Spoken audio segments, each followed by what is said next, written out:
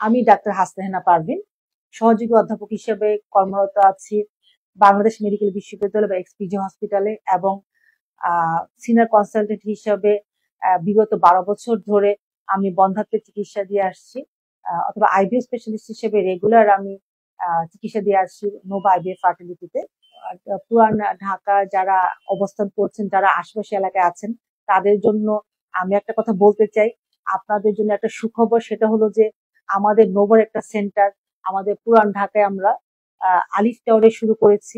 যেসব দম্পতিরা বন্ধ্যাত্বের সমস্যায় ভুগছেন এবং সন্তান ধারণ করতে পারছেন না, চাপে আছেন, দেখা যাচ্ছে যে অনেক ধরনের সমস্যায় ভুগছেন, যেমন পিসিও জনিত হরমোন সমস্যায় আছেন, হাজবেন্ডের শুক্রাণুর সমস্যা আছে, তারা বিভিন্ন ধরনের সমস্যার সম্মুখীন হচ্ছেন, বাচ্চা নিতে পারছেন না।